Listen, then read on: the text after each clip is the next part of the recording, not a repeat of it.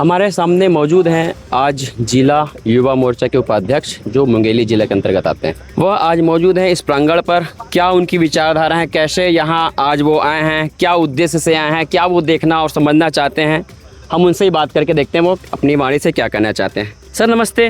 हाँ नमस्कार। नमस्कार सर, सर्वप्रथम हमारे दर्शकों को अपना परिचय बताइएगा और बताएंगे कि क्या यह प्रांगण पर जो काम चल रहा है या फिर यह प्रोजेक्ट किसकी है, आपके क्षेत्र पर निर्माण हो रही है, इसके बारे में बताइएगा। सबसे प्रथम हमारे दर्शकों को अपना परिचय बताइएगा सर।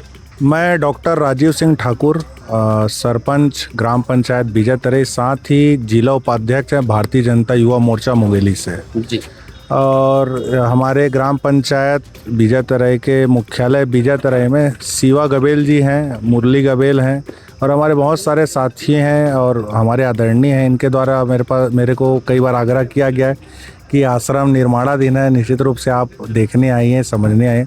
उसी के बिहाफ में आज मैं आश्रम को देखने के लिए भी आया, जो कि बहुत हर्ष का विषय है मेरे क्षेत्र के लिए, जो कि पूरा छत्तीसगढ़ में पहला है। और ये मेरे लिए भी बहुत हर्ष का विषय है, मेरे क्षेत्र के लिए हर्ष का विषय है, क्योंकि ये इस आश्रम के माध्यम से रक्तदान का बात हो, देहदान का बात हो, चाहे कोई गरीब परिवार को निवास उनका जो घर बनाने के लिए हो, अन्न दान हो, ये हर प्रकार के ऐसा मेरे को जानकारी मिला है कि सब प्रकार के जो दान है और जो सेवा का कार्य है ये आश्रम के माध्यम से संचालित होगा। और वीडियो के माध्यम और महाराज जी के विषय में मैंने जितना जाना, पढ़ा है, देखा है, ये उनके द्वारा निःशुल्क रूप से चलाया जा रहा है और बहुत हर्ष का विषय है कि हमारे क्षेत्र में इनका आश्रम बन रहा है। बहुत बधाई देता हूँ आपके मंच के माध्यम से, बहुत हर्ष का विषय है। राजीव सर, आपने बहुत सारी बातें कहीं, आपने बताया कि आप संत रामपाल जी महाराज जी के बारे में बहुत सारी चीज़ें जानते हैं। हम आपसे ये पूछना चाहते हैं कि संत रामपाल जी महाराज जी आध्यात्मिक क्षेत्र के अलावा समाज सुधार में जो योगदान दे रहे हैं उसमें आपने कुछ चीज़ों को बताया भी, लेकिन हम ये पूछना चाहते हैं कि क्या ऐसा योगदान, ऐसी जो समाज सुधार की प्रतिक्रिया है, जो इस प्रकार के जो विचार हैं, आप और भी पहले संतों के माध्यम से सुने हुए थे कि नहीं सुने हुए थे इस टाइप की बातें? नहीं, इस प्रकार से सुना हुआ भी है, मेरा देखा हुआ भी, लेकिन मेरे क्षेत्र में ये पहला कार्य है जो इस प्रकार के संत के माध्यम से आश्रम बनाया जा रहा है, जिसके माध्यम से आसपास के लोग लाभान्वित होंगे और उनको इस सेवा के रूप में यहाँ सेवा भी मिलेगा और भंडारा के रूप में अनाज हो गया। स्वास्थ्य के क्षेत्र में उनको चिकित्सा का लाभ भी मिलेगा जी, है ना। राजीव सर, ये भी बताएंगे कि आपके क्षेत्र में अगर ये आश्रम खुलती है, आपने तो बहुत सारी चीज़ें आपको पता ही है इन संत के बारे में, लेकिन ये संत जो हैं शिक्षा, चिकित्सा, रोटी कपड़ा मकान के तहत भी काम कर रहे हैं, तो क्या आप बोल सकते हैं कि आपके क्षेत्र में इसकी क्या सुविधा लोग पा सकते हैं, कि लोगों को क्या उनको यहाँ से जुड़ करके उनको फ़ायदा हो सकता है?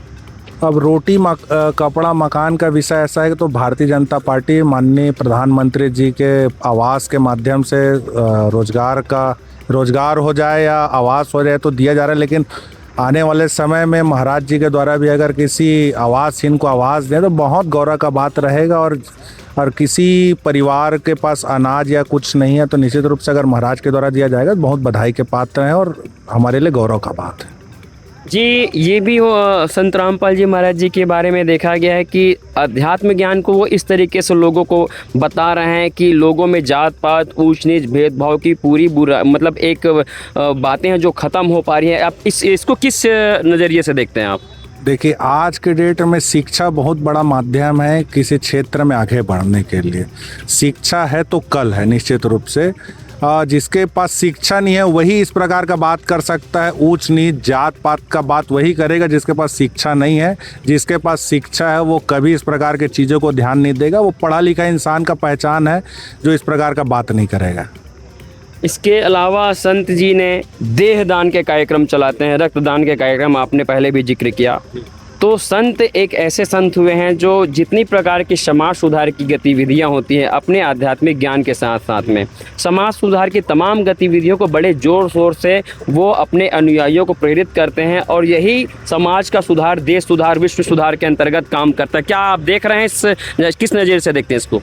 निश्चित रूप से बहुत अच्छा उनका प्रेरणा जो दे रहे हैं, क्योंकि मेरे पंचायत क्षेत्र, मेरे बीजातराई मुख्यालय में लगभग 50 सदस्य या 60 सदस्य के आसपास है जो संत रामपाल महाराज जी से जुड़े हुए हैं। और निश्चित रूप से ये बहुत गर्व की बात है कि उस परिवार में ना किसी प्रकार से नॉनवेज खाया जाता है, ना किसी प्रकार का मांस मदिरा का उपयोग किया जाता है। और मैं समझता हूँ कि आने वाले समय में उनके माध्यम से इस प्रकार का नशाखोरी बंद होगा, शिक्षा के क्षेत्र में हम आगे बढ़ेंगे।